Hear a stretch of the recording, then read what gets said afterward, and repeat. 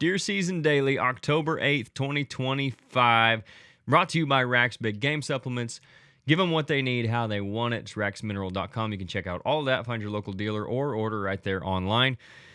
Also, if you're watching this on YouTube, go ahead and hit that subscribe button so you don't miss any of these when they come out. Comment, like, all that kind of stuff as well. If you're listening on Spotify or Apple Podcasts or one of your audio apps, then go ahead and follow us there too. Leave us a review. That really helps us out, supports the podcast. If you want to support in another way, you can go to ridgehunteroutdoors.com. Anything you find on there that you like, use the discount code RHOPOD. That's all caps, no space, and you get 10% off of everything in your order. And we got our scents coming back soon. We got some bucks in the shop finally. We got some does in the shop too. So got the scent coming back. It should be available on the website very soon. And use that discount code RHOPOD to get 10% off of that. So let's get into it here. October 8th. First off, our RHO update. The Ethan Stubbs episode is out. I thought that was an awesome conversation with him. It's always fun to talk to him. He's definitely one of the good guys in the industry. Younger guy that's out there getting it done, making really good content, and shooting some really nice deer too up there in northeast Iowa. So go check that one out if you haven't already. Jared Mills is coming back on the show. You guys may be familiar with him. If you're not, he was with Midwest Whitetail for a long time. Now he's out doing his own thing, really successful with what he's got going on. Same thing as Ethan, puts out awesome content. Those two are two of the best, in my opinion, self-filmers that are out there right now. Two of the best for sure. And he kills some giant deer too. He's got some awesome hunts on his YouTube channel. But he'll be coming back on the podcast, joining us here in the coming weeks, hopefully. We're trying to get that set in stone, scheduled. We've got a date right now, but obviously this time of year that could change if somebody gets a deer down. So stay tuned for that as well. Blake did have a good encounter yesterday evening with one of his target bucks, the same one that he got some video of, I think, about a week ago. Today, I don't remember if it was the first, second, third, somewhere in there like that.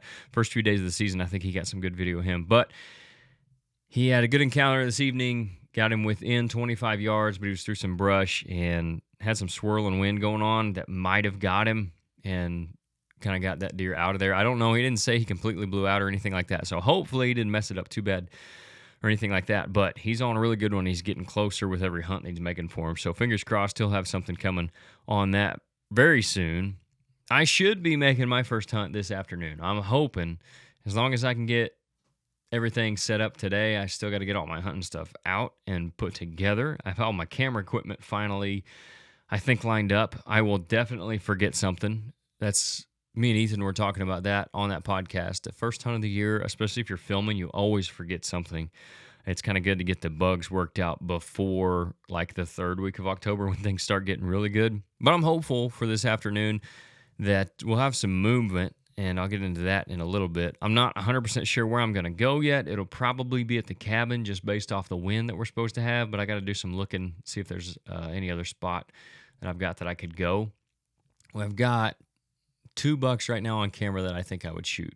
One of them's been pretty regular, pretty nice 8, maybe a 9-pointer. I saw a picture of him tonight that he might have a G4 on one side. Not 100% sure. We haven't got like a really good picture of both sides of him yet, but he looks pretty good, even if he's just an 8. I think I would shoot that deer. And then there's another, he's basically an 8. He's got really small 4s. I don't even know if they'd go an inch, maybe 2, on another farm that I think I would shoot as well. We got a few deer that I think Dad would shoot, so if we can get him out there after one, that'd be awesome too.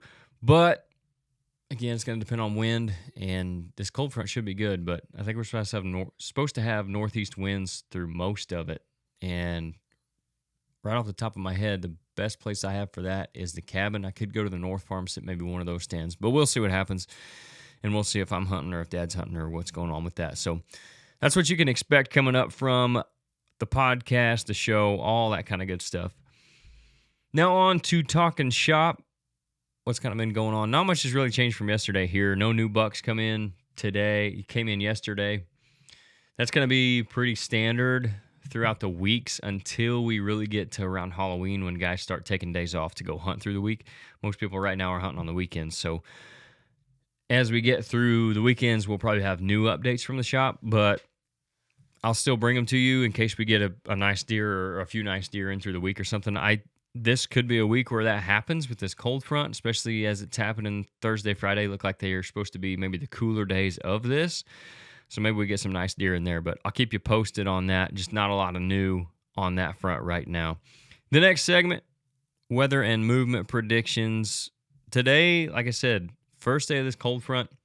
It actually just went through up north like yesterday, maybe even the day before.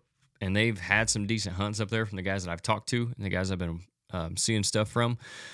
Other people have not had great hunts from it. And it's just kind of one of those deals when you have a cold front come through this early in October. It can be really good, but at the same time, it's still so early that it's hard to say just how much it's going to affect your particular deer that you're hunting. But for the day, we're looking at a high in the low 70s, which is going to be a nice change of pace from the low 80s and mid 80s that we've been having. The low this morning is supposed to be in the 50s, so that's going to be really nice if you're getting out there this morning. I don't know. I've kicked around the idea of maybe hunting Friday morning. It just kind of depends on how things go. I usually don't hunt the mornings this early. There's just too much chance of messing stuff up. But that one buck that's been pretty regular, we've got dynamite entry and exit on that deer, getting in and out on one spot that he could potentially come by. So I might try that Friday morning. It's supposed to be in the 40s, I think, but we'll see. This morning is supposed to be in the 50s, so that should be a nice, again, change of pace from what we've been having. Clear skies most of the day, high pressure rising throughout the morning. So again, another reason maybe you want to hunt the morning. Usually rising pressure is good. High pressure is always good. That's something I talked about with Steve Shirk on the last episode we did with him. He really likes those high pressures. He thinks the deer can sense that kind of stuff, and it gets him up and moving. It looks like it's going to be rising up to 30.3 and then hanging right around there, 30.28 to 30.3 for most of the day. That wind, like I said earlier, northeast to northeast, should be less than 10 miles an hour all day. So there's an old saying, wind from the west is the best and trust the east the least, or something to that effect, because a lot of times those easterly winds aren't as true, especially when it's under 10 miles an hour. That's got me thinking those thermals are probably going to pull down in the evening. With that rising pressure, though, little wind in the morning, sunny skies, it could be pulling straight up. So you could probably get away with being about anywhere in the morning. It's just so early that I don't know that I would chance it. But east winds, less than 10 miles an hour, you could have some swirling, kind of like I talked about with Blake this afternoon, which was a little odd because we had some pretty good sustained winds, but especially when it's lower winds like that, you'll have some swirling going on, and the east wind just kind of complicates things a little bit more. So if you got a good spot for an east wind, though, northeast wind, be a good evening to try it, or a good morning to try it if you want to go do that. Or maybe you're on your way out already. Just keep that in mind. Where I'm going to be tonight, and where I think you ought to be, is on a green food source. So food plots. I went and checked cameras at the cabin today. I'm not sure. It's got a bunch of rain. This last shower or this last cell that went through, I'm not sure how much of it hit over there. It was fairly dry on top. Those food plots are coming up, but they really need another good rain, I think. But we'll see. If they did get some rain here over the next week, they should start looking pretty good. I have a little bit of green food there. The clover did bounce back okay. I think between the drought and the browse pressure, it's down a little bit there, but they've been in it. So if I go to the cabin, that's where I'm going to be. I'm over some green food there. Or if I go to the North Farm, we're going to be over beans that still have some green in them too. So if you got green food plots, beans, that could be a good place to be this afternoon. And of course, acorns. We have got a really good white oak crop this year of acorns, and deer just love that. And I think there's a lot of big bucks killed every year on acorns, especially early in the season, especially if you got a cold front coming through. So if you don't have a green food source to hunt, if you can get back in there in the timber, find you an oak flat or something like that and sit on that, should be pretty good. If anywhere is going to be good, it's going to be one of those places. I'll put it that way.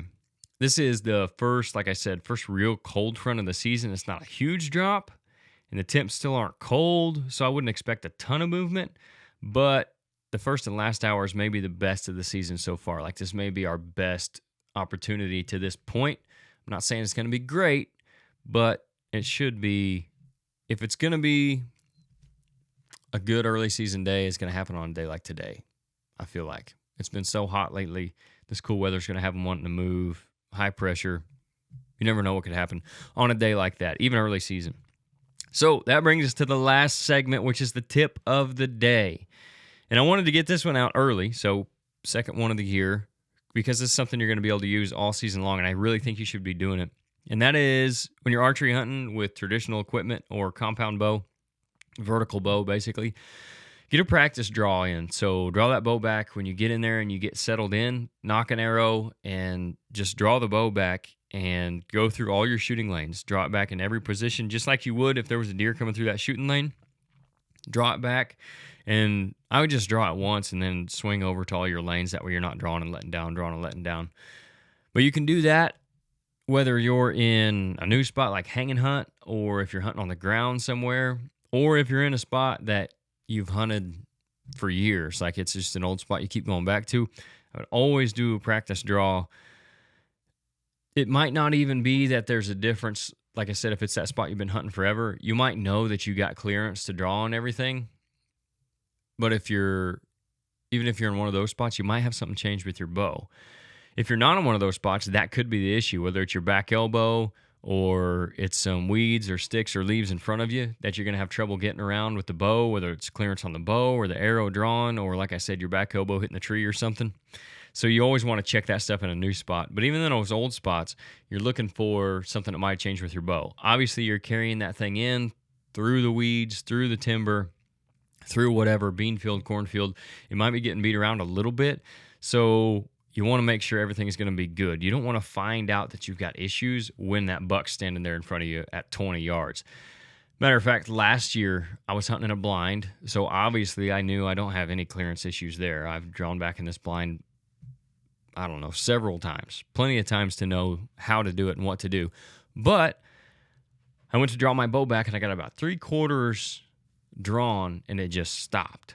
Like something was hanging up. So I got to looking at the cams. I was looking at the limbs.